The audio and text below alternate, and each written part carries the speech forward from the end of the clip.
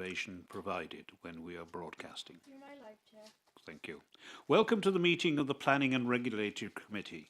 The agenda papers and other relevant information for this meeting are available for the public viewing on the Herefordshire Council website. Please remember your words and actions should be chosen carefully, and members are reminded that speeches are limited to 3 minutes. The Council is streaming this meeting live on the Herefordshire Council YouTube channel and also making a recording. The recording will be made available via the Council's website shortly after the meeting has concluded. Other attendees at this, are permitted to film, photograph and record the meeting, provided that it does not disrupt the business of the meeting.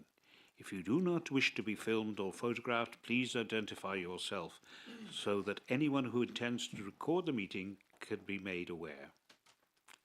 No one. To ensure that the recording quality is maintained, could members please speak as clearly as possible and keep background noise to a minimum, and ensure that mobile phones and other devices are turned to silent. Welcome to all those in attendance. I now ask Mr. Withers to introduce all the officers. Thank you, Councillor James, and good morning, everyone. I'm Simon Withers. I'm the Development Manager for the Planning Service. I'm here to provide planning advice to the committee as necessary today. On my left, I have Georgina Coley, the Council's Senior Solicitor for Planning and Highways, who will provide, again, legal advice where required. And immediately on my right is Adam Lewis. He's one of the principal planning officers in the team, and he is presenting on the first item today. That's the Reserve Matters application at Titley. We'll be joined later by Ollie Jones, who's presenting the application, the second item on today's agenda. I should also point out actually that joining remotely is Katie Jones, the Council's area engineer team leader, who will provide any highways advice that's needed. Thanks very much. Thank you. We move now to item 1 on the agenda. We have received apologies from Councillor Claire Davis, as well as a local member for the second application at Greyfriars. Councillor Toynbee has provided apologies. Named substitutes. I don't think we have any substitutes. No substitutes. Declarations of interest. Please indicate if you wish to declare an interest, and I will call each councillor in turn. None? There are no declarations. Can I now ask for confirmation on item 4, the minutes of the meeting held on September the 4th, 2024? Sorry, Councillor. Chair, I just have a correction to the minutes in relation to my comments on the policies in relation to the Longtown Neighbourhood Development Plan policies. I think I referenced LGPC 12 and I think it should be LGPC 10. Is there any comment from the planning? Any comment on that? Thank you, and thank you, Councillor Simmons. Yes, that was noted prior to the issuing of the decision. The LGPC 12 was a policy reference to an earlier version of the Neighbourhood Development Plan, which was deleted by the examiner and was rolled into a new policy, LGPC 10. So that was reflected in the decision that was issued. Right, subject to that change, is it agreed that the minutes are correct? Agreed. No one against? No. Then we'll move on now to Chairman's announcements. I have no announcements. Now, can I request that the speakers present in person for the meeting, Mr. Edwards, Mr. Jones and Mr. Tompkins, please take their seats in the public gallery at the front.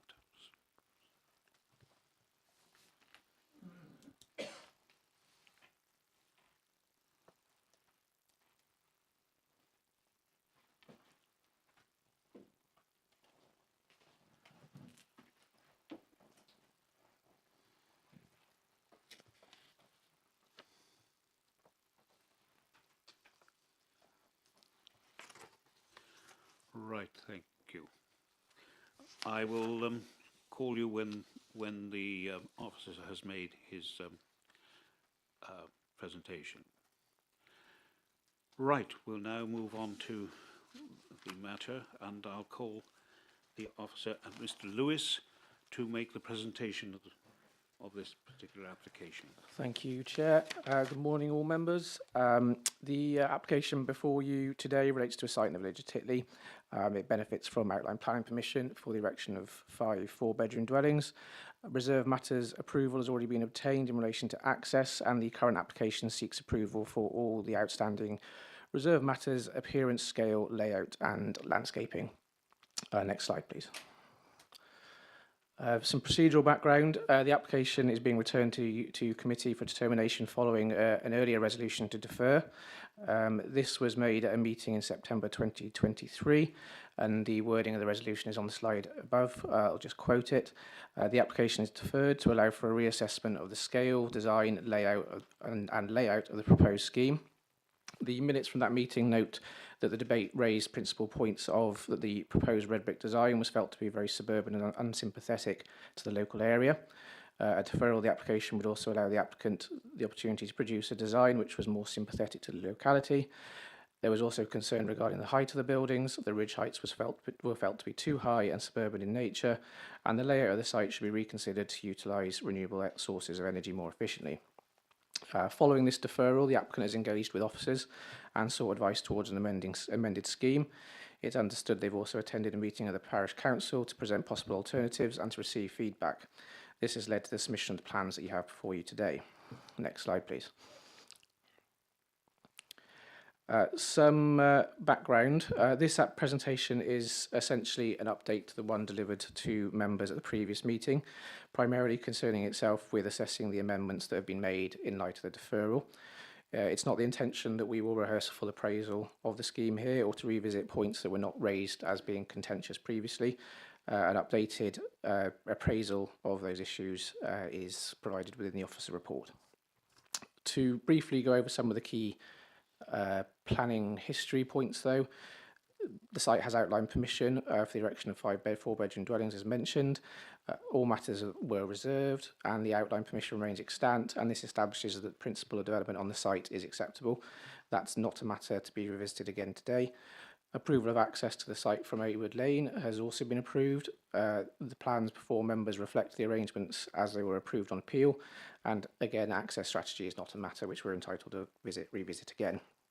So the current application deals with appearance, layout, scale, and landscaping. In terms of policy context, the members will be aware that the application to be determined in accordance with the development plan. There is a material change to be aware of here insofar as the Titley NDP has now been formally made. At the time of the last meeting, it was pending referendum and attracted significant weight as an emergency policy document. Now, however, it forms part of the adopted plan alongside the core strategy. And the MPPF, as usual, is also a material consideration, and that has too been updated in December 23. Next slide, please.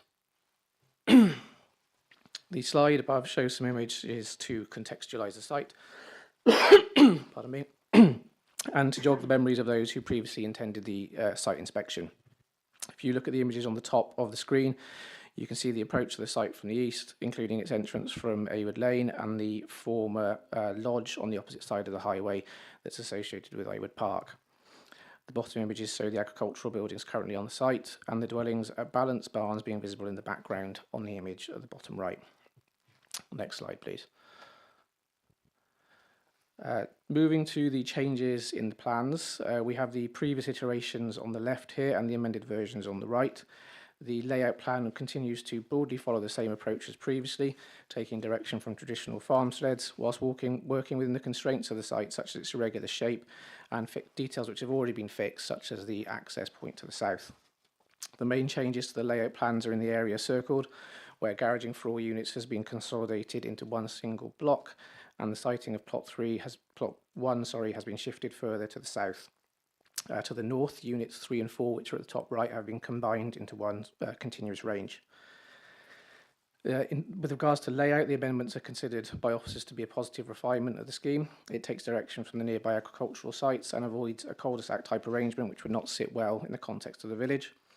The relocation of the garage to from the fore of the site would enhance the point of arrival and the appearance of the site when viewed from the lane, whilst generally strengthening the design ethos of emulating a traditional farm site. There are no objections offered to the layout from the Council's landscape or heritage consultees. Next slide, please.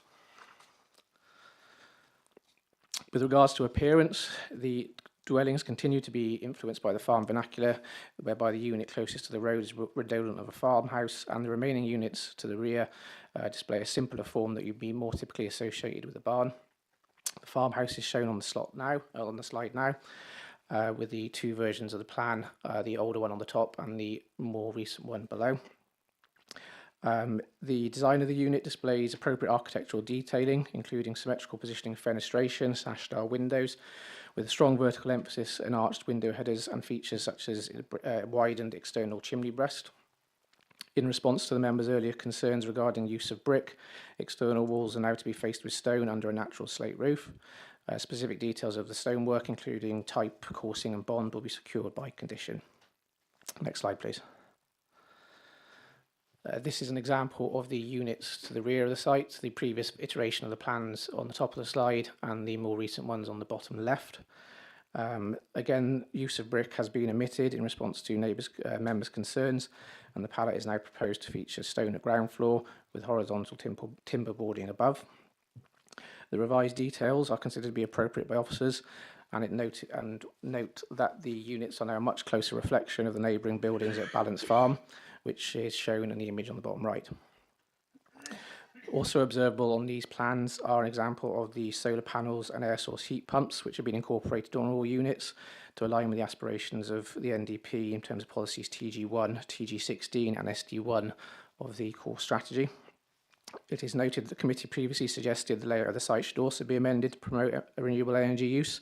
However, as officers consider that the layout currently proposed strikes the appropriate balance in terms of ensuring the scheme is appropriate to context, whilst providing some renewable energy opportunities such as south-facing roof slopes. Next slide, please. With regards to scale, the deferral resolution expressed concerns regarding the height and size of the proposed dwellings. Again, the plans on the slide show the earlier and amended versions, being the sectional plan through the site. Although the height of each building is broadly unaltered, the relative height of Unit 3 has been reduced by setting it at a lower level within the site, so it is now much closer to the ridge of the existing structures being demolished. That's shown by the dashed line on both plans. The remainder of the units continue to exceed the height of the existing agricultural buildings on site, which was a concern previously. However, the difference in height is marginal, and officers consider that the finished heights would be commensurate with the scale of surrounding development. Overall, therefore, officers are of the view that the scale of dwellings is appropriate and there'd be no detriment to the character or locality of the result. It's highlighted the Council's Conservation Officer and Landscape Officer offer no adverse comment in terms of the height of the dwellings. It is also noted that concerns continue to be raised locally regarding the size of the dwellings in terms of floor space and bedroom numbers. This in the sense that all units provide 4-bedroom properties, which officers acknowledge in normal circumstances does not reflect locally identified needs for smaller units. However, it's highlighted to members that the size of the dwellings was explicitly formed part of the development description approved at the outline stage, which reads, site for the erection of 5 4-bedroom dwellings. Officers hence consider that it would be unreasonable to revisit this mix of housing again, given the reserve matters scheme accords with the mix specified on the outline. Next slide, please. To briefly address the design changes and implications relative to heritage matters, the site's proximal to a Grade 2 listed farmhouse, Balance Farm, pardon me, and the associated barns which have been converted to residential use. The image on the left of the slide shows views towards a listed building from the site, noting the screening provided by the converted barns and vegetation on the intervening ground. Having regard to this relationship and the details provided as part of the Reserve Matters scheme, it's considered that the proposal would not alter the setting of Balance Farm in a way that's demonstrably harmful to its significance, and this is a view shared by the Council's Historics Buildings Officer. The Grade 2 registered park and garden is located to the west, with the site being outside of but adjacent to the designated area. The image on the right shows a view towards the site from within the park off Awood Lane, with the development lying on the other side of the established tree band. On account of the intervening screening, the difference in land levels and the appropriate design, it is considered the scheme would not adversely affect the significance of the parkland, and again it's highlighted that the Landscape Officer has no objections. The last slide, please. Regard to landscaping, the earlier resolution didn't raise any concerns in this regard, so it's largely unaltered, albeit amended to reflect the associated layout changes. The position in respect of all other material matters beyond those specified in the members' resolution remain as per the previous presentation and as detailed within the report. So to bring this all together, the site benefits from outline permission for the erection of 5 4-bedroom dwellings. The principle of development is established and reserve matters has already been obtained in relation to access. Members have previously raised concern with the deposited scheme that are relevant to the reserve matters of appearance, layout and scale. The applicant has provided an amended set of plans in response to these concerns, which have been subject to due reconsultation and reappraised by officers. In light of this exercise, the amended scheme is considered to be acceptable, with no objections being received from any technical consultee and no conflict being identified with the policies of the core strategy or the Titley NDP. Officers hence consider there to be no legitimate reason for reserve matters or approval to be withheld at this point, and consequently recommend approval subject to conditions and the completion of a Section 106 agreement to secure the purchase of phosphate credits. Thank you, Chair. Thank you, Mr. Lewis. Now can I invite Mr. Jones, a local resident, to speak on the objection to the application? You have 3 minutes. Mr. Edwards, sorry. Chairman. I'm jumping ahead. Titley Group Parish Council. Yeah, well, yes. Yeah, Titley Group Parish Council Chairman Richard Edwards. Thank you for the opportunity today to speak. There remains very strong opposition to this proposal within our community, partly due to its flawed beginnings, but also due to the development and adoption of our NDP. With recent planning permissions granted at the Old Vicarage and barn conversions at Nil, it has already achieved its proportional growth with a range of housing type and sizes to suit our local requirement. The Balance Yard development is the complete antithesis of this, proposing 5 almost identical, massive 4-bedroom houses, completely at odds with both our residence survey for the NDP and the local area housing assessments. You can reference Section 4, Housing Needs and Requirements and Policy TG2 of our NDP. This proposal also does not conform with the following significant policies within our NDP. TG5 relates to Titley settlement boundary and the size and type of housing supported and the protection of historic and heritage assets. TG15 is for historic environment. TG16, design and access, requires respect for the character of adjoining development and the wider landscape, having regard to siting, scale, height and massing. These policies reflect Hereford Council's own core strategy policy RA2. At a total of 858 metres squared and a height exceeding the existing agricultural barn, these houses will dominate the landscape, dwarfing the Grade 2 listed barn conversions to the east and detracting from the heritage asset of Awood Park entrance to the west. Following the previous planning committee meeting, it was suggested the PC meet with the applicant. Following successful adoption of our NDP, some agreement was found regarding building material, as you can see from the revised plans. But the applicant has not addressed the non-conformities regarding size, type and height, even with evidence from the then lead planner given to them. It was disappointing they chose to resubmit their proposals without further consultation. At a parish council meeting with the planning officers recently regarding consultation on the new core strategy, we were advised that Titley did not have sufficient services to retain its proportional growth status, confirming that Titley and surrounding area have limited services to support such inappropriate housing of this scale. It should also be noted that within policy TG5 of our NDP, introduced by the Inspector at Regulation 16, is a means to update the NDP to allow for the refusal of these reserved matters. We therefore urge the committee to heed our local community, value our hard work for NDP, and persevere with their reasons for deferral and refuse this application. Thank you. Thank you, Mr. Edwards. And now I invite Mr. Jones, the local resident, to speak. You have 3 minutes. Thank you, Chair. I live in the lodge house that was pictured there. This planning, the outline planning permission is now 8 years old, and as you can see from the timeline, which I hope you've got, which we sent, had a controversial start, being wrongly submitted and passed under delegated powers as Brownfield when it was in fact Greenfield, as it is now. This may explain the depth of feeling this application has aroused. Today, the RM has been amended 4 times since 2019 and still does not meet the concerns raised by the PC. Neither does it conform to the NDP adopted last year with the support of 90% of the parish and now carrying full weight. Relevant to this meeting, I suggest, is that this latest RM does not meet your own reasons for deferral. The committee asked the applicant to reassess the scale, design and layout of the proposed scheme.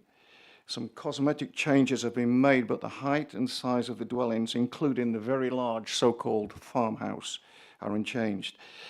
The applicant has completely disregarded the PC request to reduce the size of the dwellings to accord with the NDP policy TG16. Members, the average house size in the UK is 656 square feet.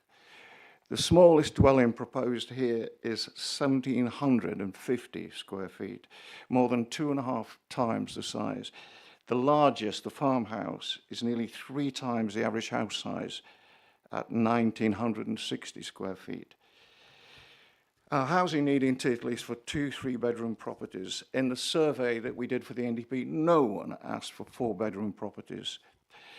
Policy TG16 requires development to respect the character of the wider landscape, size and scale. This incongruous private enclave of large suburban-style houses will dwarf the listed Balance Barnes conversions and dominate the approach to the valued open landscape of Aywood Park. The NDP survey of valued landscape around Titley placed protection and support for Aywood Park and Titley Pool as a priority. And there's not even a pedestrian access to this development, no footpath linking the development to the village and beyond. But there is space for 10 cars. What world are we living in? What year are we living in with a health crisis and a climate crisis? Members, this does not meet the requirements of the NDP. It does not meet the aspirations of the community as expressed through the PC, and I suggest it does not meet your own reasons for deferral. While accepted, the committee cannot revisit the principle of development. This does not entitle the applicant to build huge executive homes whose size and scale are totally inappropriate in this setting and in conflict with the policies of the NDP.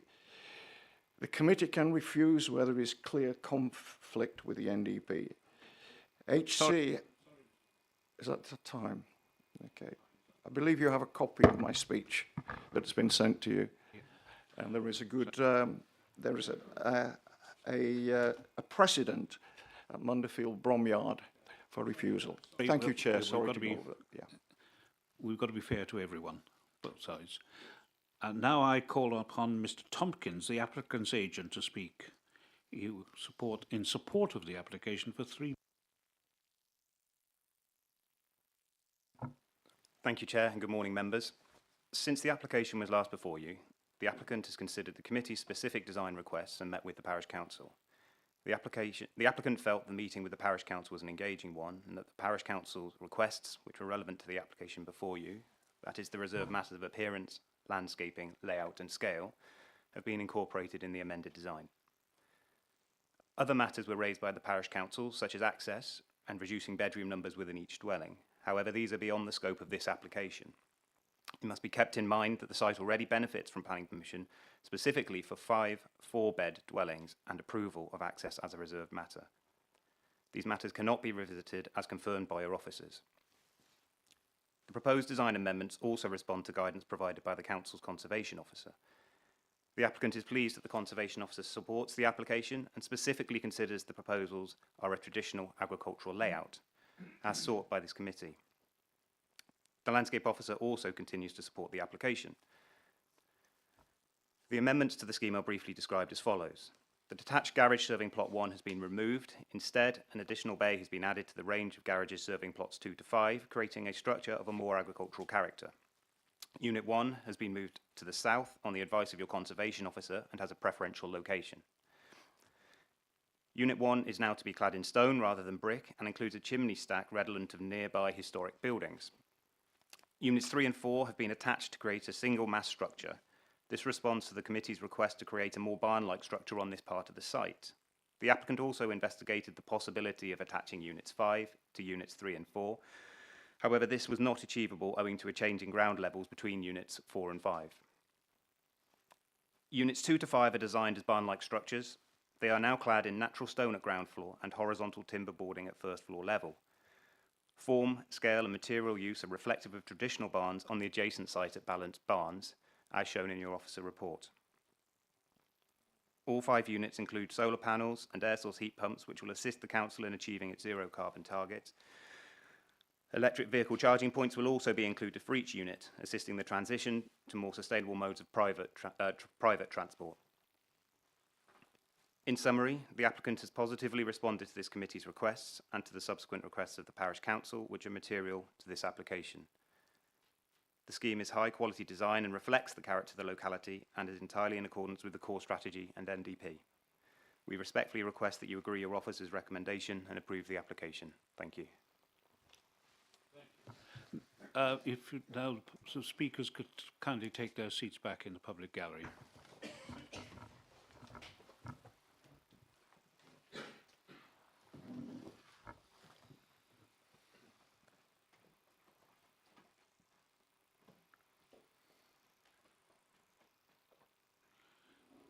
Councillor Phillips is the local member of this particular application. He speaks first and then has the right of reply at the end of the debate. He has 10 minutes at the opening debate to open the debate. He does not have a vote. Thank you. Thank you, Chairman, very much, and thank you, members of the committee. Your decision last time was, of course, that you could see that this, the principle of development has been established here, but that you were not happy with the design, and there needed to be a reassessment of the scale, design and layout of the proposed scheme. You have heard that there has been some compromise done on the part of the agent, the applicant, with regard to some changes, particularly the inclusion of renewable aspects, and also some change of material from brick to stone to slate and timber. But there has been no change whatsoever to the size of the buildings, the heights of the buildings, and the footprints of the buildings, which was one of the main concerns that you had when you discussed this last time. At the risk of offending the residents of Titley, whilst Titley is known as a village for hundreds of years, effectively, colleagues, it is a hamlet of 49 residences. Of those 49, 24 have been constructed and created since the Second World War, with 10 new builds and 14 barn conversions, all of whom have respected their landscaping. The problem with this development is the first time that we will see a development of 5 new houses in this village is that, of course, it goes to this business of creating a farmstead layout. Why is it necessary to create a new farmhouse, which is what effectively Plot 1 was? And this was one of your concerns last time. The balance is the principal historic old farmhouse, and there should be and therefore should be respected. Developments near it and adjacent to it should actually be subservient, whereas Plot 1, in actual fact, is trying to recreate it by creating a 3-story house. To me, the application is unfortunate because there's a golden opportunity to try and revise and have something more sympathetic to the area has been missed. And as a result, the request that you as a committee asked in your deferral has not been met. Since the last time, we of course now have the full adoption of the local neighbourhood plan. And we have to recognise what that plan is, a substantial document. If you were to take the decision today that you consider that your deferment has not been taken up sensibly, you would have to refuse it and have to be satisfied that you have significant planning grounds with which to support that refusal. You may consider that the Council's core policies of LD1 on landscape and LD4 on historic environment and layout would actually support that. And in particular, the local neighbourhood plan policies. Policy TG1 of sustainable development states Development should meet strategic requirements for new housing and the needs of the local community, conserve and enhance the landscape and distinctive natural and historic environment. Policy 2 requests that housing should be appropriate in scale and in keeping with the established character. These, of course, are now formal legal planning policies. Policy TC15 talks about the separation of the village from the Grade 2 listed parkland. Plot 1 is just over 60 feet from a Grade 2 historic park, one of the only 2 parks allegedly built by Capability Brown. Then you have policy TG13, which is regard to protect and enhance the valued landscape. You have policy PG15, which is on historic environment, which says that this should not result in harm or significant loss to designated assets. Again, I take the point about plot 1 actually not complementing the balanced farmhouse, but actually trying to rival it. And policy TG16 requires the development to respect the character of the wider landscape, having regard to the siting, scale, height, massing, detail, and means of enclosure, reflecting RA2 as well of our own policy. To me, the opportunity to reflect and change and tone down this application, and therefore respect the character of the wider landscape and the siting, scale, height and mass, has been missed. And I think, quite frankly, you very wisely could see that the development was not suitable and needed to be moderated. And as a result, whilst there has been some changes, you may consider that there has not been sufficient. And I hope that those planning policies are something that you will consider. The problem is that the houses themselves, despite the concern about scale, design and layout, have remained virtually the same with some small amendments. And that is a problem. It is a golden opportunity here missed. Should these be built, they will be very large, very dominant in what is otherwise a mellow landscape. I look forward to your debate. Thank you. And now I open the debate. Members. No one? Councillor Baker. Thank you, Mr. Chairman. I wonder if I could ask for some legal advice. This application was agreed in outline in 2016, and we looked at it back in September last year. And since then, the reserved matters have been, I think it was at that meeting, the reserved matters for access were agreed. And so it was deferred by us back in September for looking at the ugly red brick bricks that they envisage on all the buildings. So basically, it's been agreed in outline. Reserved matters have been agreed. All we're looking at is the design and the scaling of these buildings. And I'm wondering, are we actually allowed to refuse it? You are allowed to refuse it if you feel that you feel that they're too high or the massing is too much, if subjectively members aren't satisfied. But you need to remember that there is an outline permission for 5 4-bedroom dwellings on this site, and that remains, and therefore we need to consider whether your objections are reasonable in light of the fact that that site has got permission for 5 4-bedroom dwellings. So if there are particular things that you feel are inappropriate because you feel that the scale or the design or the height is too big, but you would need to be able to demonstrate why you feel that's unreasonable when there aren't any objections from any of the statutory consultees. Thank you. There's no doubt that the design of the buildings has been addressed. And if you look on page, as it's noted on the papers, page 48 of the papers, there's a outline drawing of the redesigned building where it matches with the current existing balanced barn.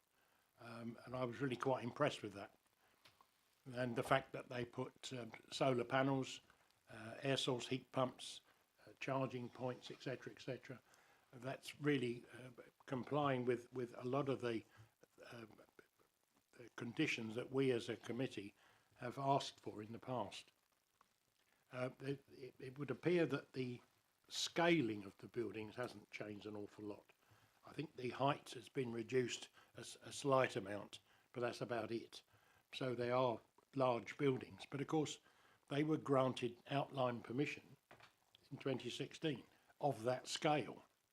The fact that we deferred it last September to be looked at, I was looking at my previous notes that I made back in September, and the only problem I had really was the red brick of the outside skins, if you like. And so I frankly, I can't see any reasons why we should now be refusing the whole thing when parts of it was agreed all those years ago. So I'm going to have to listen with interest to what my colleagues have to say. Thank you, Chair, and thank you to Councillor Baker for the recollections of that committee. I share some of those, certainly. I very much appreciate the applicant's attempts to listen to what we said in the previous committee with regard to the design and layout. I still have some significant issues on the layout, but I can see that our planning officers are content with that, and our landscape officers as well. I am pleased to see that there has been a move away from the red brick, and I am very pleased to see the addition of the sustainable energy generation elements, including PV, air source heat pumps, and of course electric vehicle charging points. I do, however, still have very significant concerns about the scale of this development. I know we cannot revisit the 5 4-bedroom outline permission, but that does not mean that these 4-bedroom houses have to be of the scale that they are in terms of the ridge heights. They have not been reduced with the exception of one plot, I think I'm right in saying, or actually where it's been positioned, the actual ridge heights haven't reduced, it's just the positioning within the site mean that overall it's... So there's been no change in that scale. The delivery of it, for example, the farmhouse is a 3-storey building. We absolutely can, in line with a plan-led system, which the neighbourhood development plan is now made, that is a material planning consideration, and we can factor in their requirements under the housing market assessment, not for necessarily a change to a 2 or 3 bedroom. I would like to see that, but I appreciate that's the outline. But the actual scale of these buildings, I still feel, is not being changed from the previous. And as has been put forward by the parish council and by the local member for the ward, I do not feel it's in compliance with TG1 and TG16 particularly. I would just like to make that point. I'm not putting anything further at this, so I would just like to hear what other people have to say.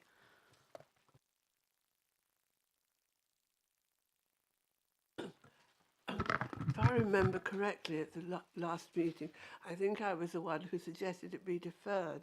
Once again, I think I'm going to suggest that again, so that the comments that we have made this time can be addressed. That I accept the fact that it's got to be 4 bedrooms, but the buildings themselves can be reduced in scale and height to fit in with what we asked for.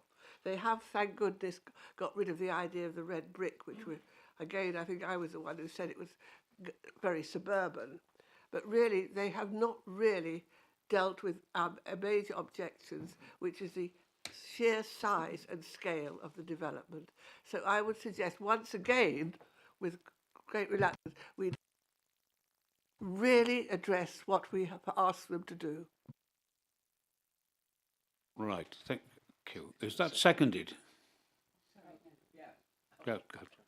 Right. Yeah. I was just going to ask Mr. Chairman, again, a legal point. Is this something legally we can do? You can defer the application again up for those specific matters to be looked at, but of course the applicant does have the right then to appeal for non-determination of the application, which would then be determined by the Secretary of State, and you would lose the ability to determine the application. Chair.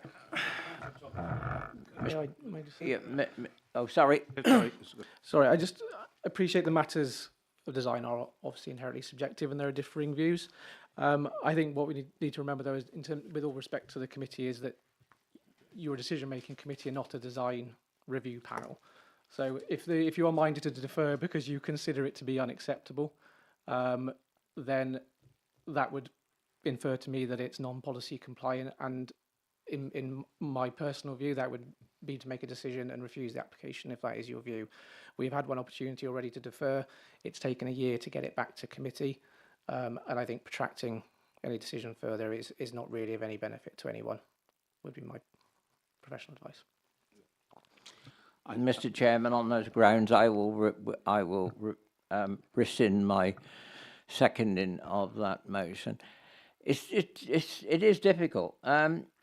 I know that area. We did a lot of work just outside Shobden, and Lord Bateman, who had the estate in Shobden, which I think probably gets towards Titley, there are some huge great barns and massive great farmhouses in the Shobden area. So I don't think necessarily the scale will be out of kilter, although admittedly Titley, I have been there a few times. Yeah, the old part of the village is very pretty, very mainly stone. So this is a very, very difficult one here, very, very difficult. And I don't want to see this rumble on. I don't want to see this come back to us in another 12 months' time. I think we've got to go one way or the other, and at the moment I'm undecided. Thank you. Councillor Foxton.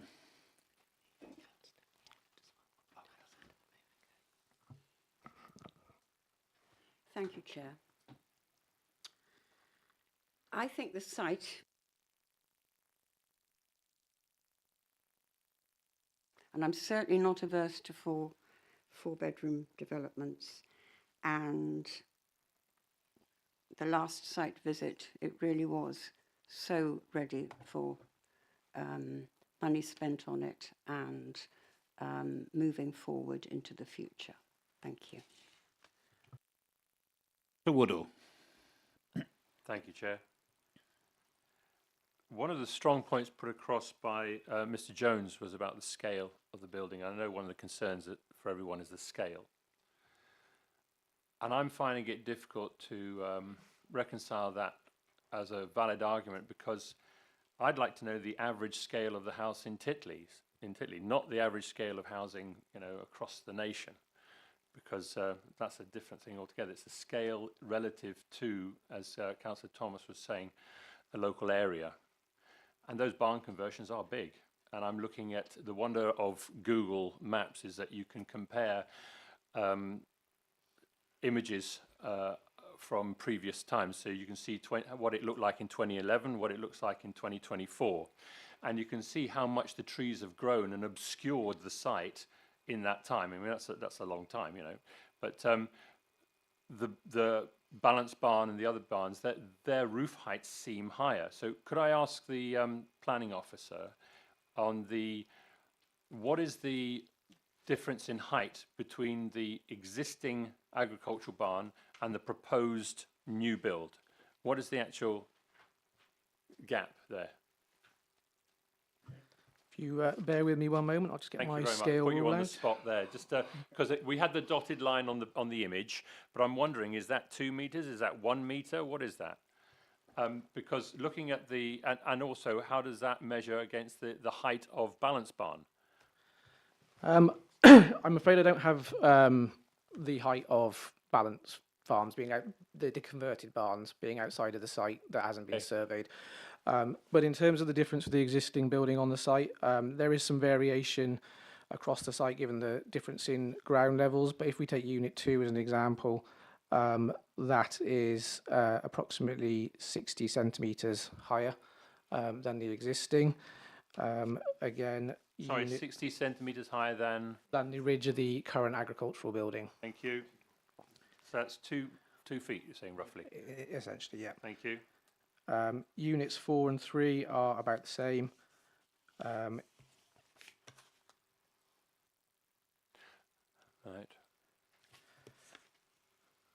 And that's the top of the roof line, not the chimney. The top of the ridge, yeah, yeah. The way the sort of plans are, it's not as Okay. possible to accurately measure unit 1, but it looks to be just under a metre, sort of 80 centimetres. Thank you. That's very helpful. So it isn't the scale, obviously the perspective when you look from the road, it depends on the height of the land and other things, but that's, I think, quite instructive about how it looks. And the tree line definitely does disguise the existing barn from the site of, was it from the west? So from the west, looking across, the tree line is already disguising the existing agricultural building. And I reckon, I don't know if an extra 60 centimetres is going to make it go proud of that. So that doesn't concern me too much. But the farmhouse, the big house at the front, proportionally, that will be closer to the road, so it will appear maybe imbalanced. But I think, as Councillor Thomas was saying, these barn conversions are massive. And what is the average size of or scale of houses in Titley and thereabouts? That would be a fair comparison for us to make a judgment. So I think the argument about the scale is weakened, and that shouldn't be as much of a concern. I'm glad that they've taken into consideration layout changes, that they've taken into consideration provision for solar panels and heat pumps, and that there's already, I mean, the cars, yes, it's a concern. There was mentioned that there might be 10 more cars, but there seems to be a large car park courtyard area outside Balance Barn right next door. So I think by the scale of it, and I haven't measured it, but they look like they'll be comparable. The actual parking area, the courtyard area between the two neighbours would be pretty similar. So I'm struggling to find reasons to object at the moment, and but the local policy, the local residents are concerned. Well past the 3 minutes. Thank you. Sorry, I know you I asked 3 minutes questions. was. I asked You questions. I'm sorry. They were interrupted. Officers took up some time. Thank you very much, Chair. Right. Sorry. Yes. Thank you, Chair. I just wanted to say I too find it difficult to find reasons why this should be turned down. I think the disappointment is the absence of 2 and 3 bedroom properties. But that, of course, is outside the scope of today's hearing. Perhaps that's something that might be thought of as an earlier stage in some future application. Thank you. Any other? Councillor Baker again. Thank you, Chair. I think my previous concerns have now been addressed, and the legal advice we've been given has covered some of it. And so, bearing in mind what we've heard and what I said earlier on, I would recommend that this application be approved. Right. Is that seconded? Councillor Hamlin. Right. Are there any other speakers? There are none. Yes, I think it's a very difficult application because it's difficult to find, because so much has gone before, as it were. It's very difficult, puts the committee in a very difficult position. But if not, I'll pass over to the officers if they wish to make any further comments. No, then I'll call on the local member. You have 3 minutes. 5, sorry. Thank you, Chairman. Yes, committee. This isn't straightforward. It's most unfortunate that this was an opportunity to have a proper dialogue and sort of moderate this scheme, and it hasn't been taken, and so you're left in quite a dilemma. I hear what's been said about the barn conversions at the Balance, but you have to recognise that those at the Rulus and Titley Court would be considerably smaller and modest because of the very nature they were existing buildings. The Titley Neighbourhood Plan is now a valid planning document. Should you wish to refuse this, there are substantial policy grounds that can be well defended at appeal if that came to that. The situation to me is that plot 1 in particular is not put in to be subservient or respectful of the balanced farmhouse. It is almost there as to mimic it and to compete with it. And to build this within 60 odd foot of an historic park, I think sets some very interesting precedents in our county. We understand that there's a long history to this and it is very difficult to understand, but you asked for a reassessment of scale, design and layout. And you must answer to yourselves as to whether you think there has been a proper reassessment of the scale, design and layout.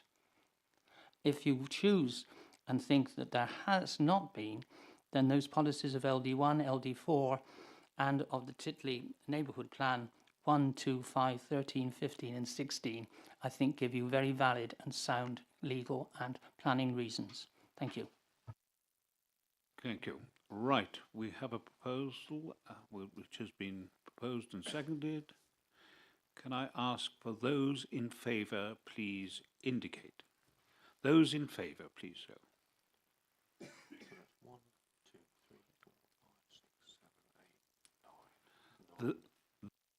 Those against? 2 against. And abstentions? 2. Right, then that is covered.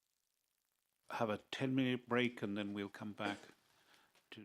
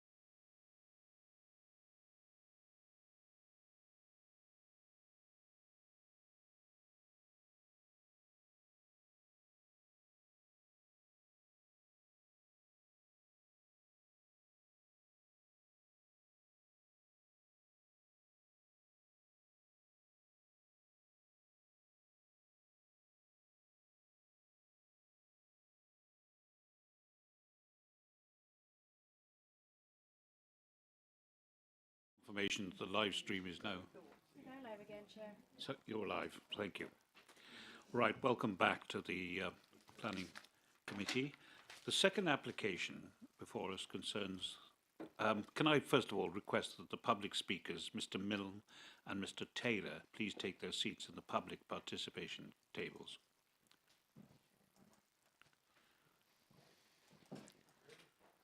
Morning and welcome to the committee. I'll call you to speak after the officers have made their presentation. The application before us concerns 39 Greyfriars Avenue, Herefordshire. Proposed boat ramp, sighting of crane and associated hard standing and footpath. I'll now ask our officer to Mr. Ollie Jones to make the presentation. Thank you, Mr. Jones. Thank you very much, Chair. Good morning to members. Just like to start by thanking you for attending the site visit yesterday morning. Hopefully that was useful in understanding the context of the site. There are just a couple of minor points of clarification that are set out within the update sheet, and they just serve to supplement the report and I think cover probably a couple of points that were sort of mentioned on the site visit yesterday. I guess principally with respect to the matters relating to the diversion of the public right-of-way. So as the Chair has remarked, the application seeks planning permission for a boat ramp, sighting of a crane and associated hard standing and footpath.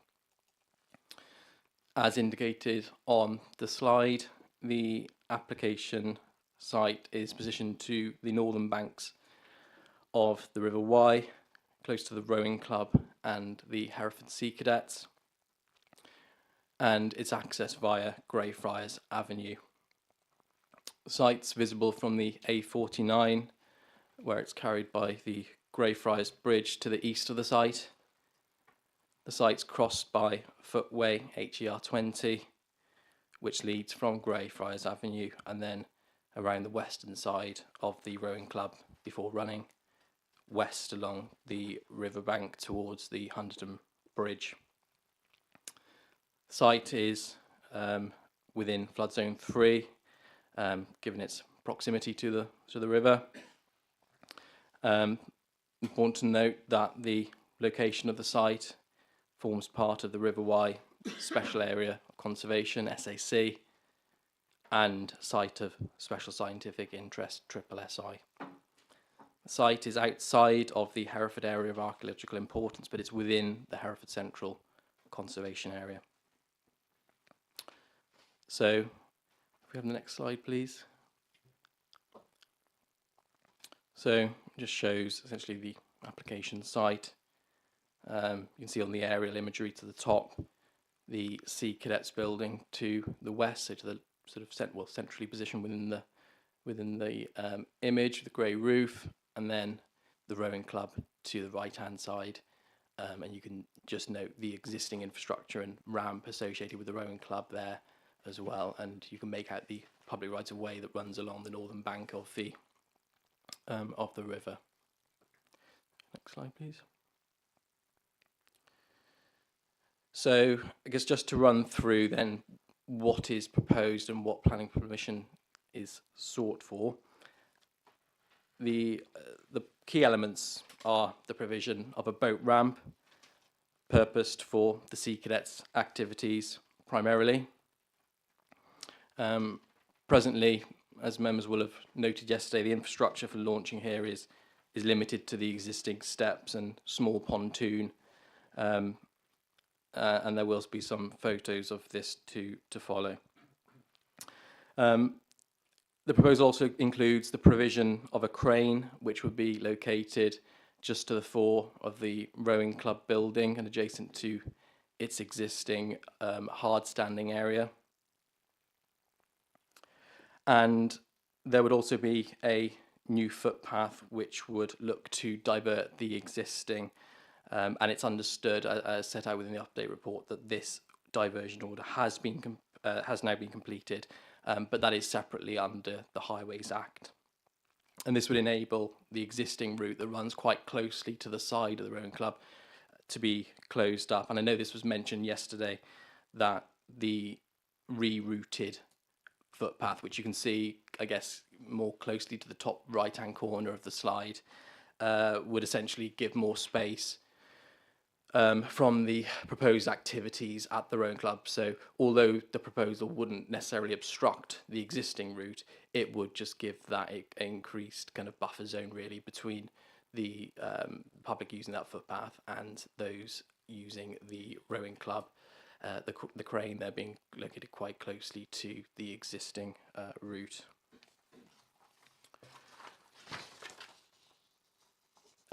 Again, I know it was sort of mentioned yesterday on the site visit in terms of how the public right of way, in terms of its diverted form, would interact with the car park. We've not had details with respect to that. The submission does detail that there would be no loss of car parking. This is entirely feasible, but a loss of 1 or 2 parking spaces may be the case, but that wouldn't necessarily give rise to any concerns from a highway safety perspective. But I think, in the case that the committee were to support the application, the details of any changes to that arrangement could be dealt with at a later stage. And then finally, in terms of what's proposed, there is a site compound, and that's to support the construction, as is the case with site compounds. Again, the details of this are limited at this stage. It would need to be temporary, but further details and indeed matters relating to its removal once any construction has taken place and come to an end, it's considered that could again be dealt with by way of planning conditions and or further sort of details at a later stage. And then I think the next slide we have the SketchUp sort of plan, which hopefully just provides, I guess, some perspective as to the proposal's relationship at the site and specifically with respect to the river. So you can see the provision of the boat ramp to the immediate fore of the Sea Cadets building, albeit with the public right-of-way running between. It would measure circa 15 metres in length, and then the crane to the front of the rowing club, adjacent to that existing area of hard standing. Again, I know it was noted yesterday, there's no detail or indication at this stage with respect to the sort of interaction between the existing footpath, the riverbank, and the proposed boat ramp. But again, the sort of details of that could be dealt with, as part of landscaping detail surfacing finishes at a later stage. And I note that in terms of the comments from the PROW team, during construction, again, there may be a requirement for a temporary closure, but again, that is something that would be dealt with separately out with the sort of planning regime. If we go to the next slide, please. I think this just shows some further details of the boat ramp. Excuse me. So construction comprising concrete steps with steel piles filled with concrete, and they would, to support the ramp, be inserted into the riverbank. The profile, I think the top plan sort of indicates its relationship with the riverbed. Cantilever design, so it would sit sort of above the riverbed itself, but clearly the piling would be required to, as I said, be inserted into the riverbank to support it. And again, there's a mark of the average water level there. Obviously, clearly that's subject to fluctuation, but again, it just shows how that would look and what the relationship would be there with the riverbed and the river itself. Next slide, please. And then this is the proposed crane, which would, as mentioned, would be sited adjacent to the existing hard standing to the front of the rowing club. And then if we move towards the photographs, please. So I think firstly, and no, we didn't view the site from this location yesterday, so I thought it would be useful just to provide a perspective of this prominent view, looking from Greyfriars Bridge, looking west. Clearly a well-observed view within the city, looking west from the A49, the River Wye, and then set against the sort of backdrop of the Hunterton Bridge. You'll note the rowing club to the sort of right-hand side, the existing infrastructure, and then the Sea Cadets building essentially behind it, just to the west. And you can make out again the rugby club beyond as well, with its associated playing fields, and then again the footpath that leads along the side, the riverbank there. And I think just worth again noting that clearly you have those modifications at the rowing club, large amounts of sort of modification in terms of hard infrastructure, and then beyond its essentially natural vegetation, albeit there are, as mentioned, some existing steps from the Sea Cadets building down to a small pontoon. Next slide, please. So this just looks west from the rowing club, site of the proposed crane, where essentially the picnic bench is on that existing grassed area. Again, as pointed out and mentioned yesterday, the route of the proposed footpath would be moved slightly to the west.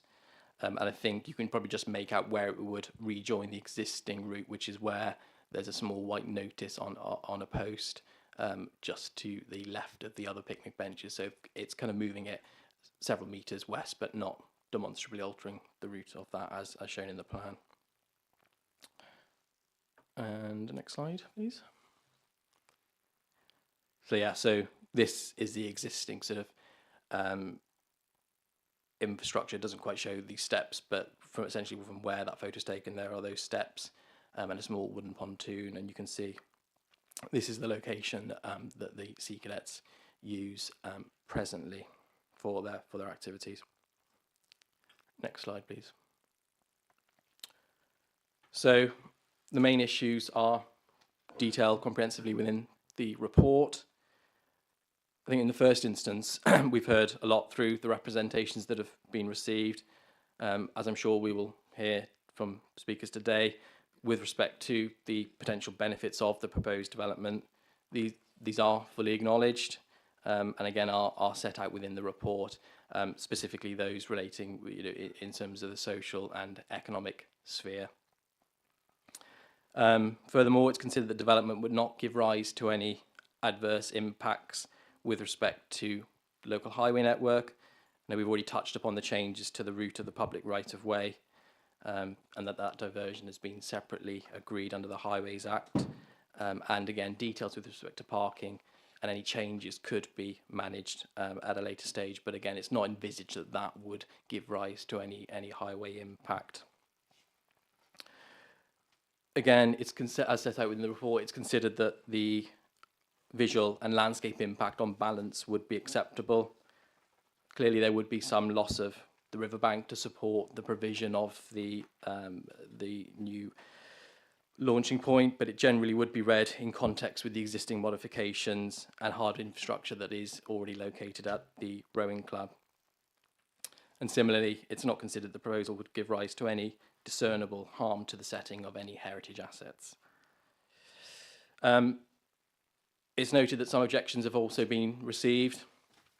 These are principally centred around the development's potential impact on the recreational use of the River Wye, sort of conflict there, and concerns about third-party land access, again, potentially giving rise to some conflict.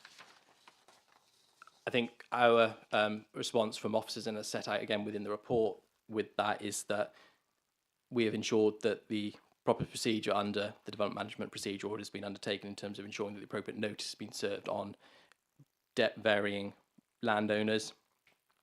And again, as always, ensuring that the appropriate 21-day consultation exercises have been undertaken, and the most recent one was from the 18th of June to the 9th of July this year. again, ultimately, it's the authority's role to assess the development on its planning merits. So any legal or ownership issues relating to rights of use of the river would be dealt with separately, and the grant of planning permission wouldn't override any conflict that may exist in that regard.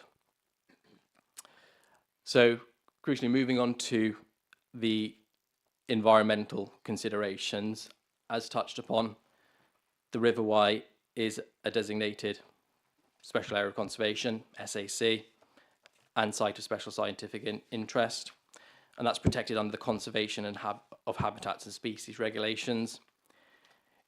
It's internationally recognised for its biodiversity, including otters, white-clawed crayfish, and migratory fish.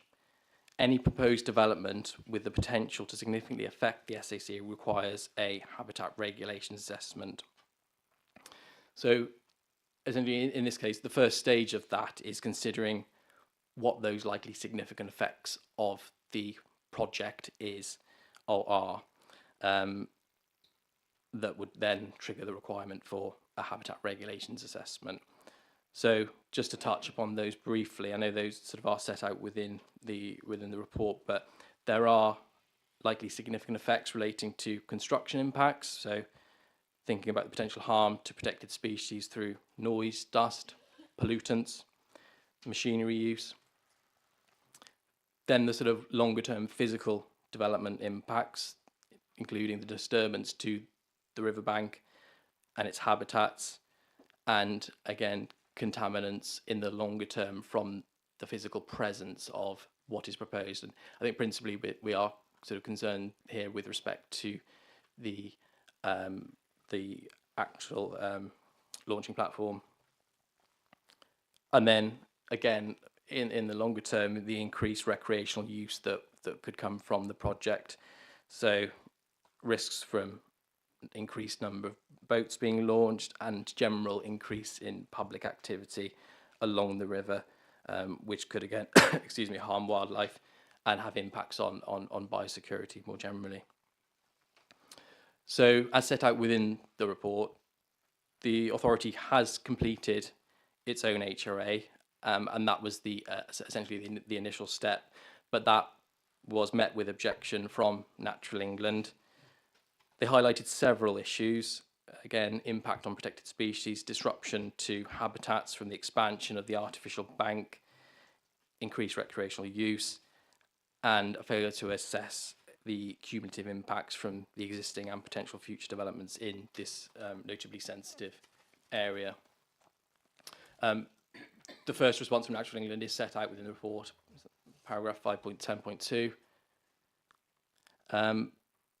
So following that, notwithstanding, I guess, the fundamental concerns that were raised by Natural England, the applicant was given the opportunity to address those, and that was that involved them undertaking what is known as a shadow HRA.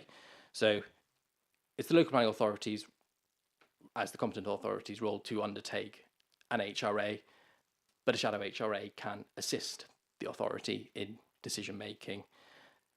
So that's been reviewed by the Council's Ecology team and has been submitted to Natural England, but ultimately Natural England maintains their objection, and again that's set out within the report, paragraph 5.10.1. To touch upon that briefly, in terms of the nature of those issues, there's a reliance on compensatory measures rather than actual on-site mitigation.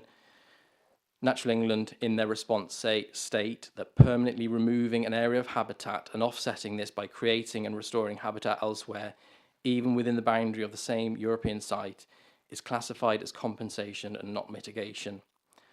The measures put forward in this application are not aimed at either avoiding or reducing the likely significant effects by the proposed new section of the reinforced bank, but rather they allow those effects to occur and then compensate for them elsewhere, and that is considered to be unacceptable. So, for example, where the scheme has advanced biodiversity offsetting as part of its mitigation, that cannot be considered as mitigation to rule out any adverse effects. So, again, the design of the proposed ramp was modified in the sort of earlier stages, and that was prior to the Council's Ecology team undertaking the initial HRA. And that proposed a sort of cantilever design, and as we will have seen, that essentially meant that it would sit above the riverbed itself. But as mentioned, it still requires piling into the riverbank, as well as the provision of riprap, so essentially sort of boulders either side to support. And that would result in quite significant permanent loss and permanent habitat loss. Naturally, you can consider the measures proposed do not avoid or reduce the direct adverse effects that would occur to the existing habitat. The submission also fails to adequately address the issues relating to recreational use, again, another likely significant effect that was identified. Again, important to note that it's accepted there is existing recreational use at the site. There's a footpath running through. There's existing uses at the Rowing Club, at the Sea Cadets. But ultimately, the development aims to enhance these facilities, naturally, potentially then giving rise to increased footfall, river use. And specifically set out is that the proposed boat ramp would be used by ad hoc members of the public and the emergency services.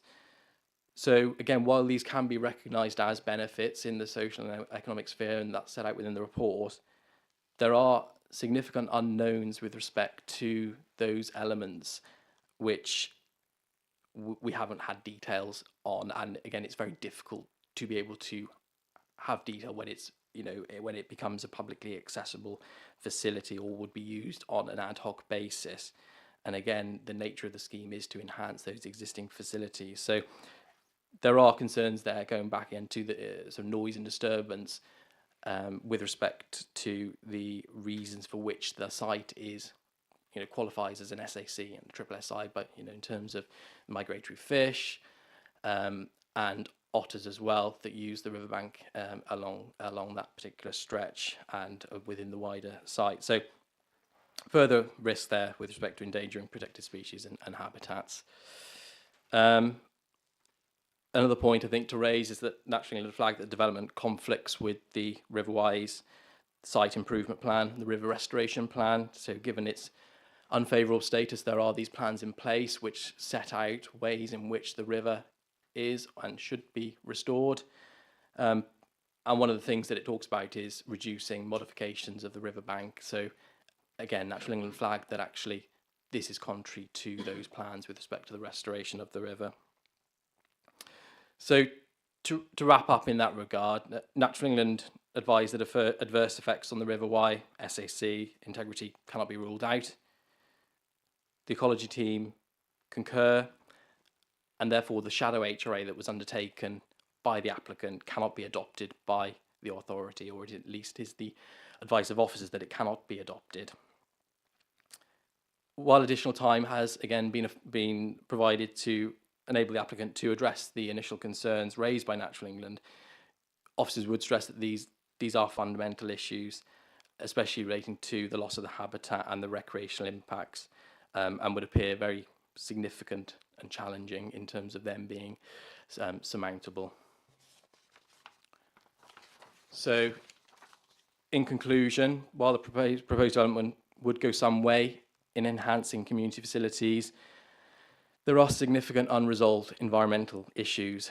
There is an identified adverse effect on the River Wye SAC, as confirmed by the Council Ecologist and Natural England, the statutory consultee for the natural environment.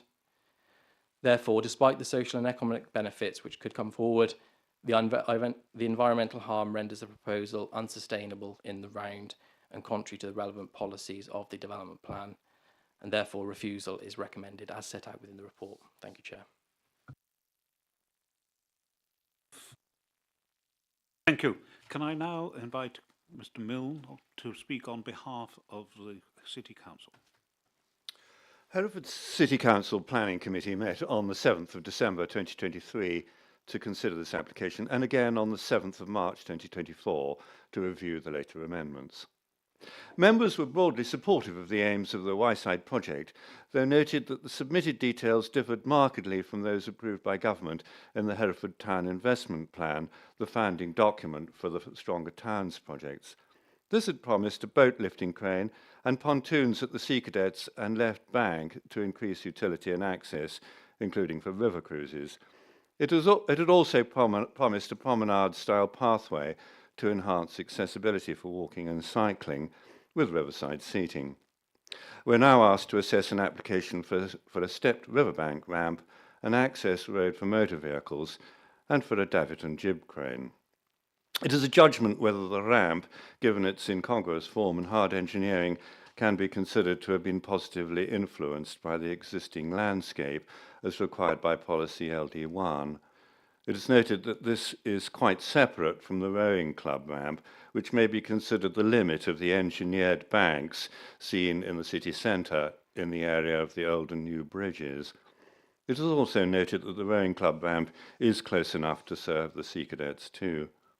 City members expressed no view regarding the davit and crane, but on the whole, they felt that at the Sea Cadets site, the original idea of a pontoon, given its low profile, reversibility, and minimal impact on the bank, would be preferable. Of course, it is recognised that the Wye, like the Severn, which has riverside pontoons in similar situations, is a dynamic river, and such a pontoon would need to be designed accordingly.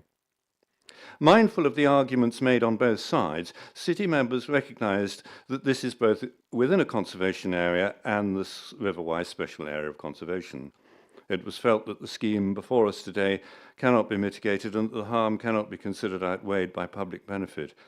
Paragraph 7.53 of the officer's report explains why it does not meet the tests for derogation.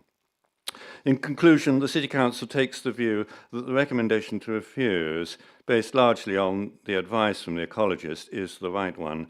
City members would like to see a supportable Wyeside project come forward, so that should this be refused today, we would warmly encourage the applicant to design a scheme which in particular satisfies Natural England and the angling community and resubmit. A less impactful scheme ought to be perfectly achievable. Thank you, Chair. Thank you. Can I now invite Mr. Taylor, the applicant, to speak on behalf of the applicants? You have 3 minutes. This project is for all 180,000 of your constituents to enjoy the benefit from the river environment in safety and serenity. This is Big Ideas 7 in Vision for Our City 2050. It is for all and not limited to the Sea Cadets and Rowing Club. 3 totally independent ecologists from 3 different organisations have concluded that this planning application will cause no significant impact on the ecology of this area. One ecologist, who has not even conducted a site visit from Natural England, has objected. Herefordshire County Ecologist has produced a positive HRA for this application throughout the statutory consultation process until Natural England's most recent recommendation.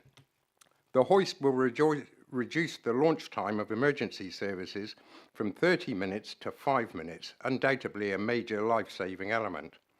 Boats launched via the rowing club steps or over the riverbank at present take more time to launch, creating more noise and disturbance. Our proposal will reduce the overall noise and disturbance from these activities. This area of the Wye is not crayfish compatible. Our design does not impact the riverbed.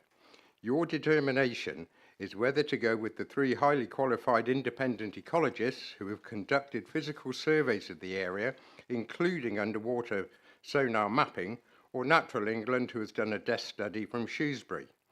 This application brings multiple benefits to the county. It supports local communities, better linking north and south. It gives a safe area to enter and leave the water. It will save lives. It fully supports Herefordshire Council policies SD1, SC1, MT1, E5, LD1, LD2, LD3, LD4, SD3 and ID1 and not least E4, I quote, to promote tourism and recreational activities on and along the river in Hereford. This is a genuine opportunity to create social mobility and address disadvantages for those residents who live nearby in one of the more socially deprived areas of the city. This project delivers on Herefordshire Council's public health-led priority to ensure children have the best start in life and to support all statutory partner duties under the Care Act 2014 to promote well-being, thereby preventing or delaying needs for care and support in adults. We believe we have put forward reasonable mitigation plans in response to Natural England's objections, but we acknowledge they have further challenged that. In our respectful submission to the Planning Committee, the balance to be struck is a balance between the Natural England view and the benefits to your community as a whole, both in terms of health and well-being, but also economic growth for the county, at no cost and high return. We believe that we have mitigated as far as we are able, and that the balance should be in favour of the community and planning be approved. Thank you. Now take your seats back in the public gallery, please.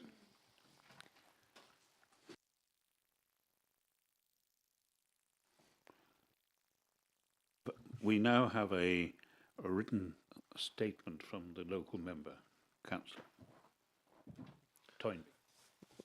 Thank you, Chairman. Yes, written statement on behalf of Councillor Toynbee.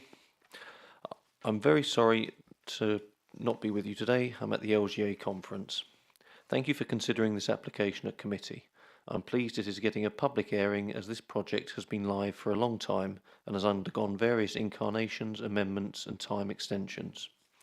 I'm grateful to officers for their work on this and their ongoing conversations with the applicant over the past couple of years. As you can see from the planning website, there have been extremely high levels of public interest in this application, both in support and objection, and I have had many conversations with people who row, canoe, fish and walk along the river, as well as those who are concerned about its ecological state. I hope many of you were able to visit the site yesterday. As you will have seen, it is in a truly iconic spot in our city, the only city on the River Wye. We are very lucky to have riverside paths so near to our city centre, and it is a vital selling point for tourism. Clearly, this application is 100% site specific. The plans are designed for here, and these constructions are not something that could be built anywhere else. Those of us who are lucky enough to live in Greyfriars Ward value hugely the precious stretch of riverbank from the Greyfriars Bridge to Hunterton Bridge, which is of great historic and engineering interest and is part of Hereford's conservation area. Going further west towards Brainton, the river opens up and the riverbank starts to renaturalise.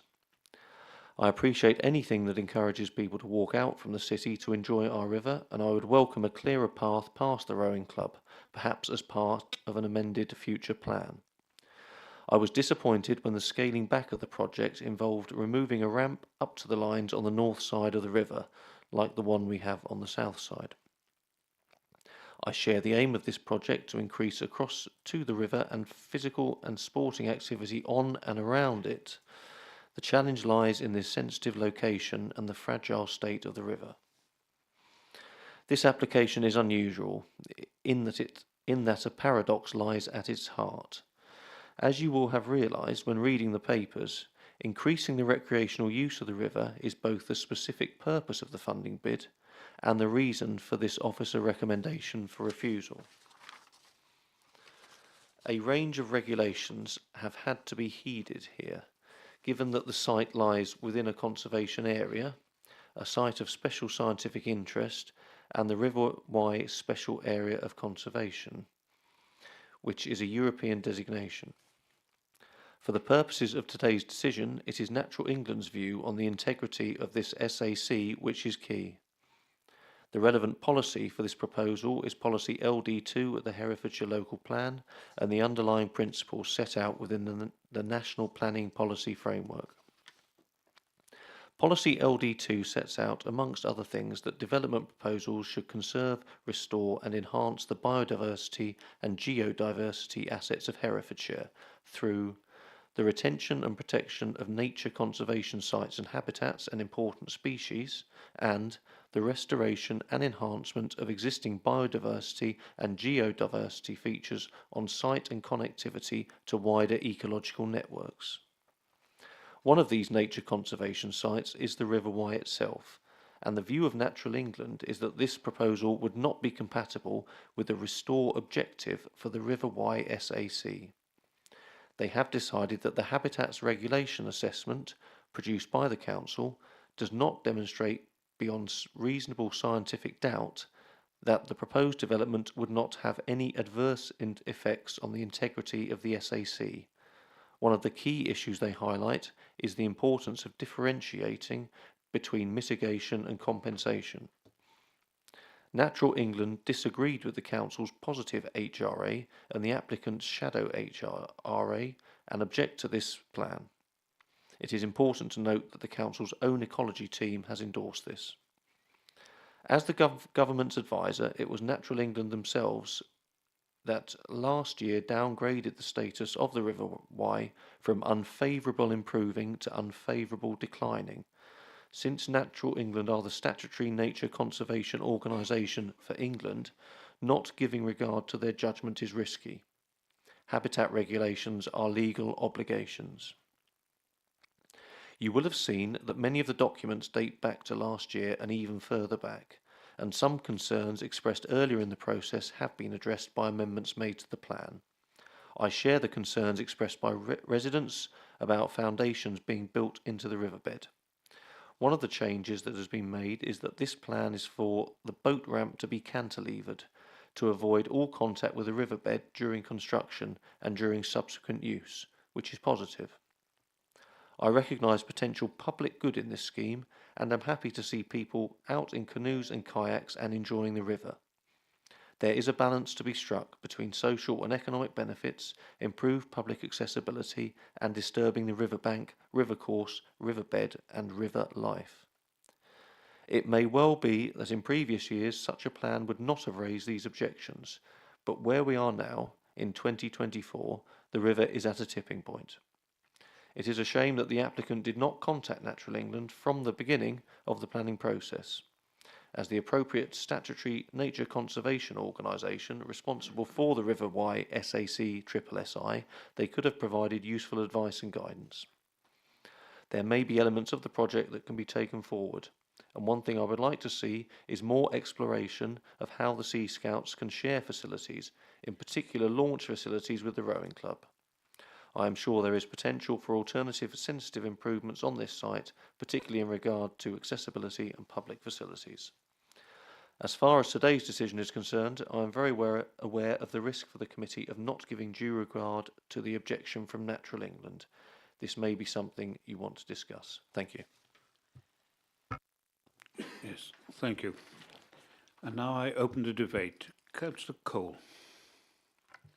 Can you tell me whether or not this is for the benefit of the Sea Cadets? The more I listen to, I'm beginning to think it is. Only I'm involved with the Sea Cadets in Ross, so the more I listen to, the more I think I've got an interest. Can you, legal team, give me some advice? I realise what you're trying. Yeah. Yeah. I think that's for our legal. I mean, yeah, there's probably a legal element there that may need to be answered.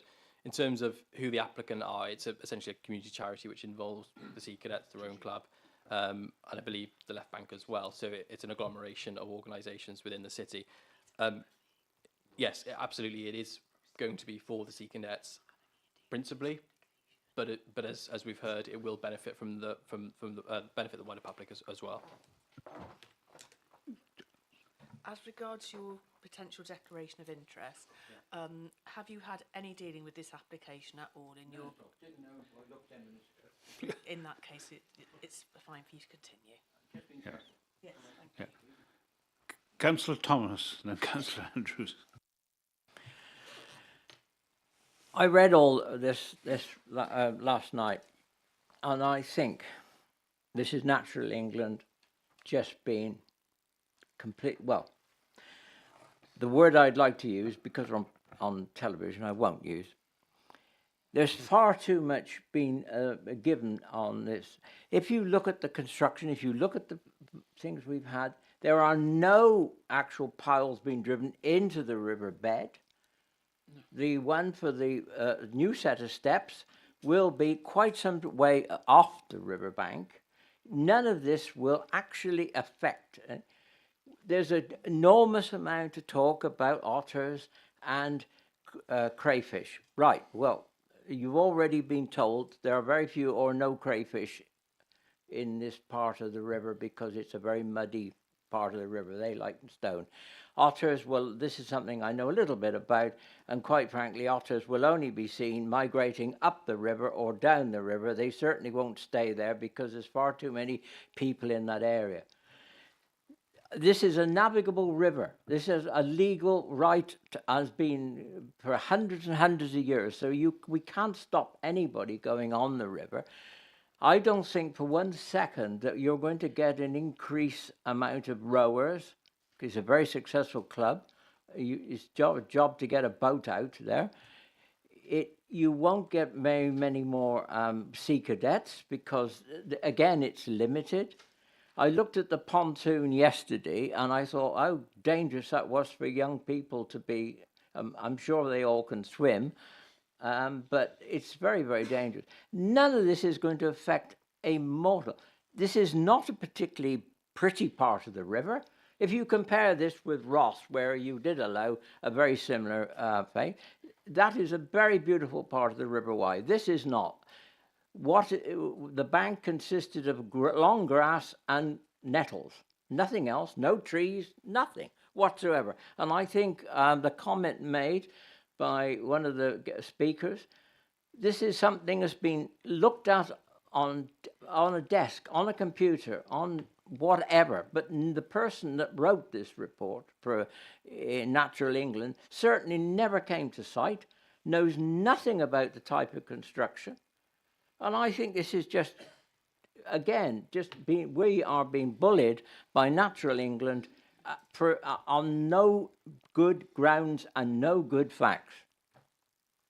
Can I just caution members on the issue of whether Natural England did attend? We don't know. Is there any confirmation that that is the case? I'm not aware of whether they visited the site or not. But again, I don't. Unless you have proof, it's very dangerous to say. I would say that I don't think that is something that we need to concern ourselves with. Natural England, as pointed out, are the statutory body for the natural environment in England. So they, essentially of the highest order, have provided the local authority with their advice. So I think in terms of whether they visited the site or not, I don't think it's something that we need to concern ourselves with today. Yeah, they may have not, they may have. So, we need to be careful. Because somebody says something, in planning, very often it's not the case, one way or the other. Councillor Andrews. Thank you. Thank you, Chairman. I wonder if we could have some legal clarification, please. The Natural England have come out very strongly against this development. What is our position if we go against their advice, considering they're responsible for the River Wye, and the River Wye is in, as has already been said, is in considerable problems at the moment? The protections are enshrined in both the Countryside and Wildlife Act and also in the regulations, the Conservation of Habitats and Species regulations. So if members wished to make a decision that was contrary to the advice of Natural England, they are prohibited from doing so without first serving notice on Natural England of your intention, and you have to give Natural England 21 days notice of the intention that you're minded to grant a permission contrary to the negative assessment. And section 64.6 of the regulations provides Natural England with the power to direct the council not to grant permission for either indefinitely or for such period as they may specify. So you are very constrained by the requirements. As mentioned, there are the tests in that the Act provides that there are very limited circumstances in which a project can be approved if there is a negative assessment, and those are known as the derogation tests. So there has to meet 3 strict tests, and Natural England have already opined in their response that they don't believe it meets those tests, and officers agree with that assessment. So in effect, if we say yes, Natural England could simply say no way. That's correct. To put it in the simplest possible terms. Thank you.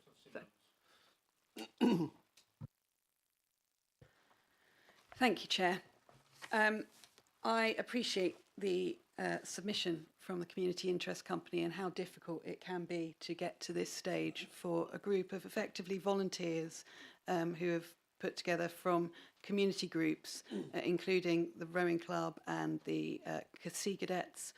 We all appreciate the benefits that those clubs bring, particularly to our young people in the county. My own son has rowed, and so have I, from the Rowing Club, and we enjoy using the river. We are no longer members. I have no interest in this. However, we have a failing river in terms of its condition and status, and I take with the utmost seriousness the determination of Natural England. They are not there to, just put willy-nilly obstacles in the way of social and economic progress. They are there to make a judgment based on their expert opinion, and I very, very strongly suggest that we do not go against this advice, which is very, very clear in its rationale. Attending the site, we could see that there was going to be a loss of the riparian habitat to create that boat ramp. There was going to be gabions going into the water. I don't have an issue particularly with the element in relation to the crane on the fixed position. I can't see how there's any risk there in terms of intensification, because that would have to be managed and monitored by the Rowing Club, and that would enable the emergency services quick access. But there are elements of this application that we are considering in the whole that have garnered this objection, and I'm afraid I will be voting against this application on that basis. Councillor Baker. Thank you, Chairman. Can I thank Mr. Jones for his very comprehensive report?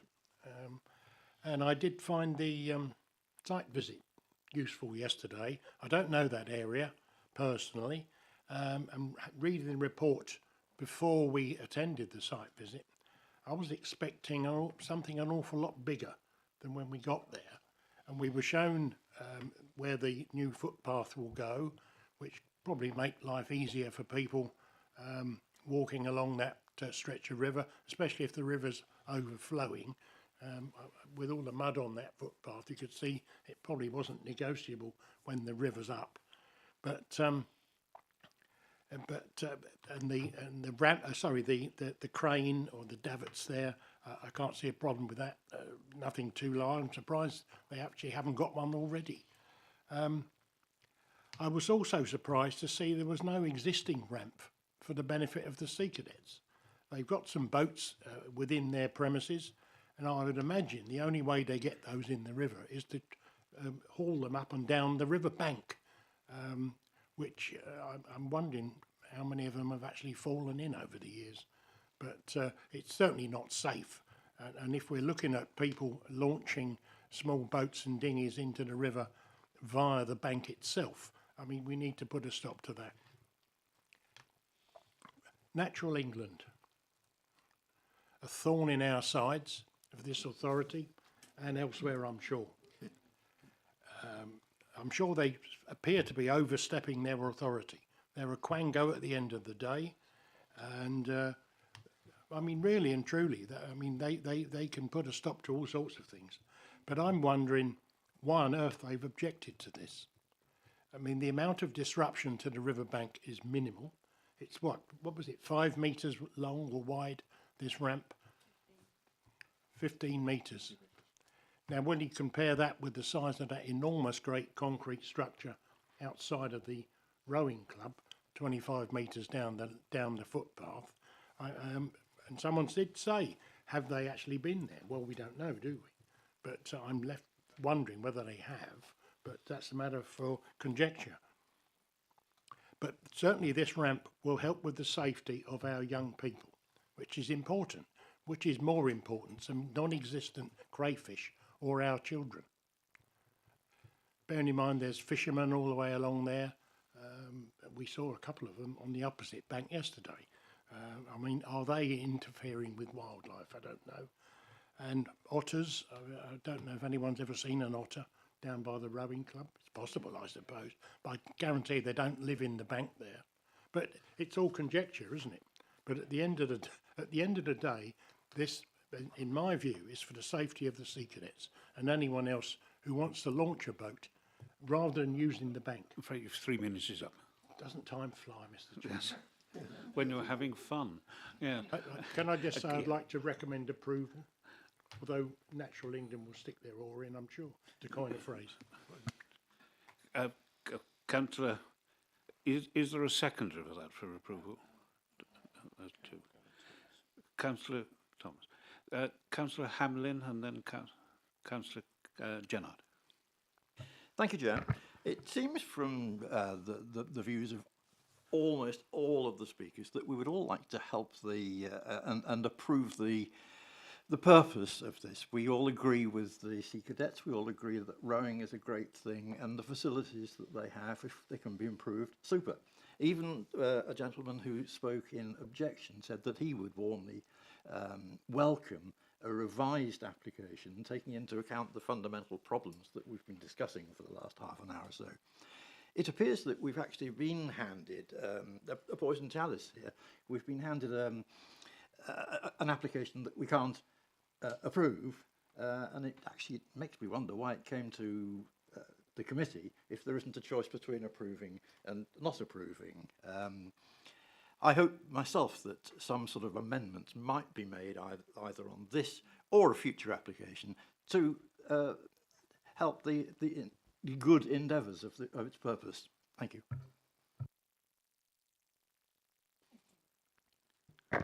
Thank you. I think we possibly need a reminder that the River Wye is designated as a special area of conservation and a site of special scientific interest. This is one of the fundamental corridors that runs through our whole county. This is more than important for our county. It's been designated as a European site of importance. And if you look at our core strategy policy LD2, it talks about retention and protection of nature, conservation sites and habitat and important species in accordance with their status as follows. The first point, A, development that is likely to harm sites and species of European importance will not be permitted. So to approve this application will be to go against our own core strategy. And that, in my mind, is something that we cannot do. That is set for our county, and we need to understand the importance of this river and our governance of it. Thank you. But are there any, Councillor Woodall? Thank you, Chair. To me, this is a bit of a conflict as well, as was stated by the ward councillor. We want to encourage people to appreciate the river, because people can't love something they can't see and they can't use. And we need people to care about the river. And they can see it from the bridges and they can see it from the sides, and there's an existing rowing club up the few metres up the river that they could get access to the river to. But so they can interact with the river. There's lots of opportunities. But why shouldn't we allow something that's small and, you know, just above the bank? Well, for me, it would set a precedent. We're going to be allowing construction, artificial construction on the side of a riverbank, which has been a river which is now under the, a Restoration Act, pretty much, and has been decided by Natural England that we've got to protect it. It's declining. We have to protect it. If we allow this, are we going to allow another one, another one, another one? That's how it all starts. It's another car parking space, as it were. It's more activity. It's more wear and tear in the area. We have the footpath. People can see and appreciate the river from the footpath. We're already making sure that we give people access to the river. But this is about construction. It's not about beauty or how pretty that part of the river is. Beauty is subjective. It's about us preserving and trying to save one of the most important assets we have in this county.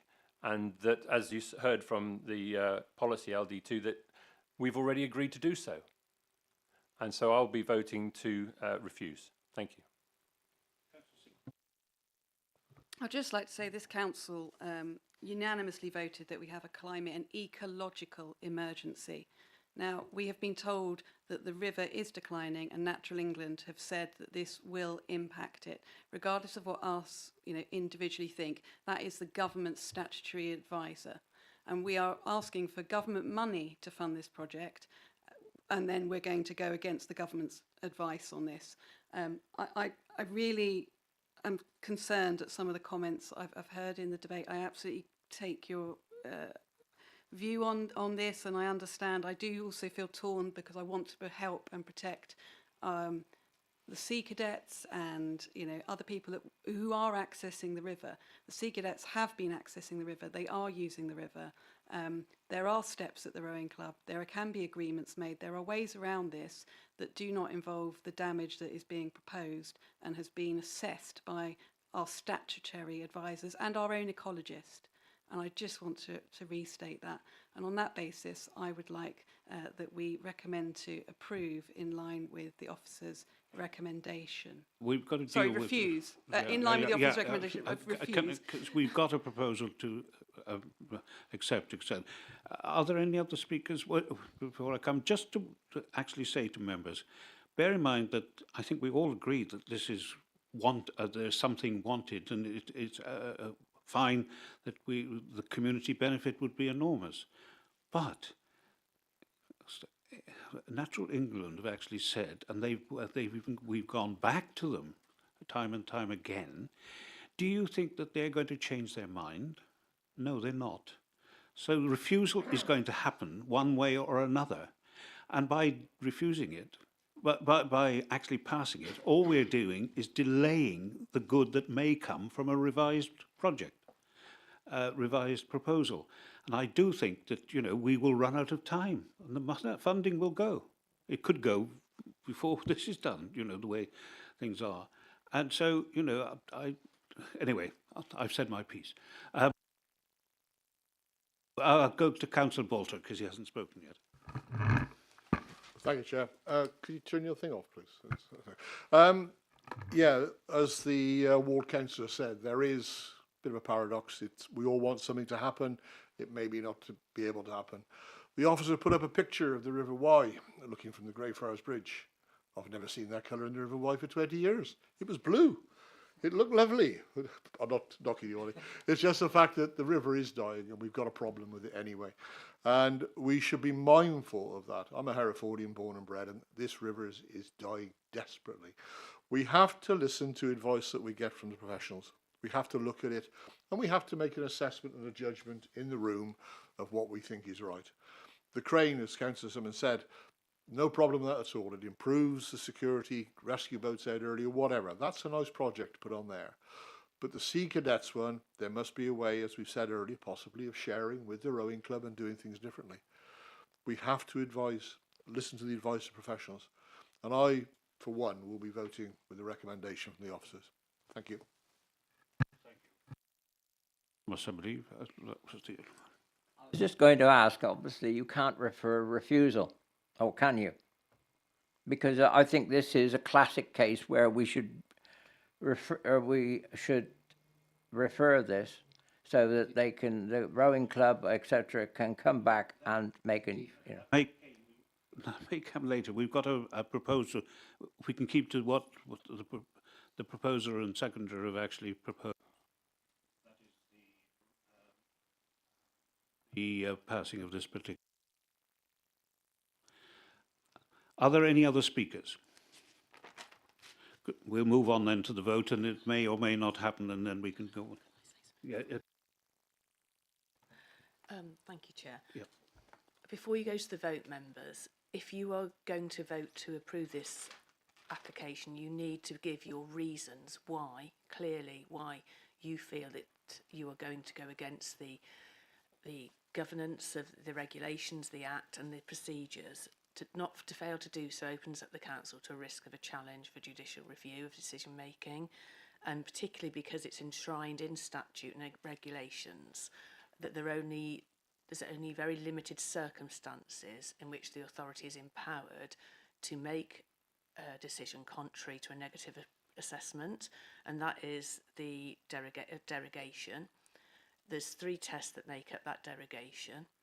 So, are they set out in the report? These are set out in the report at paragraph 7.52. So if members are going to go, before you take the vote, you do need to voice to the committee why you feel that the derogation is applicable, please, in order to protect the councils from a claim for judicial review. Can I now ask for that from the proposer and seconder? Well, we do not accept Natural England. No, can we not accept their proposal? We do disagree with it, or is that not? Well, you need, if the only way that you can proceed by not accepting Natural England's assessment is by following what's set out in statute is called as 3 tests of derogation. They're set out at paragraph 7.52 of the officer's report, which details there that you would have to determine, firstly, that there is no feasible alternative solution that would be less damaging or avoid damage to the site. Once you've passed that test, you then have to say that you, in your opinion, you'd have to say why you feel that proposal needs to be carried out for imperative reasons of overriding public interest. And then once you've passed that test, you'd have to be satisfied that the necessary compensatory measures can be secured. I'm not aware that we have measures, but we haven't got to that stage because yeah. we're not considered derogation. Yeah.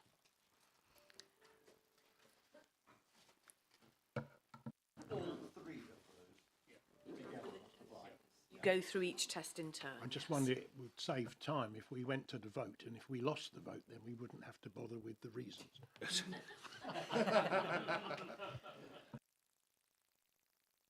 Called a motion that the motion be put. The issue you have, though, is that if you go to the vote and the vote is passed, which we can't determine until we've taken a vote, we'd be in a position where you'd be voting without having considered all the matters. We have 2 proposals on the table. No, we have 1. We have 1 so far. You can only have 1 at a time. Right, okay, I thought Councillor Simmons had put a proposal forward. In order to allow a new motion, we would have to ask for the original first motion to be recalled and withdrawn by the proposer and the seconder. If they are willing to do that, then we could see if there was a different motion that could be voted on. Can I just That's say? the case, then I'll withdraw my request. Yeah, I think that's the easier, even if you want it, because it'll save us an awful lot of time. We go with the recommendation. Because if the other recommendation fails, yeah. I think we'll have an adjournment. Yeah. For a while. Both withdrawn? Oh, sorry. I thought. Yeah, yeah, oh, yeah, okay. Right. I'll withdraw it then. Okay. We now move to an alternative proposal. Councillor Simmons. I would like to propose that we refuse this application as submitted in line with the officer recommendation. Is that seconded? Yes. Yeah. Right. Officers, anything to say? No, I was standing ready on the basis of a possible approval, but on the basis of that revised motion, there's nothing more. I think members have grasped the significance of Natural England's position on this matter, and whilst I think that the debate has certainly highlighted the benefits that would arise potentially from this project in this form, it's not going to pass muster or meet with Natural England's support.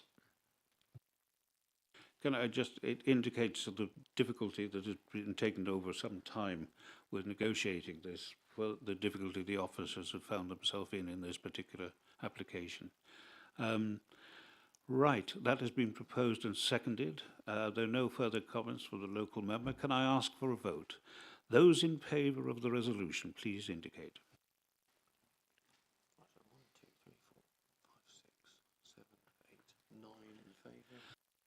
Those against? 3. Against. 1, 2, 3. third. It was Councillor Thomas. Abstentions? 1. Right. Is carried, and thank you for your patience this Mr. morning. Chairman, would it be possible for a note to be placed upon the file to say that there were a number of members here who were concerned about the recommendations made by Natural England? Is that possible? I don't think that'd be helpful to anyone other than ourselves. You can do it as an individual, but you know, we will need support from them sometime in the future. Yeah. Anyway, that's up.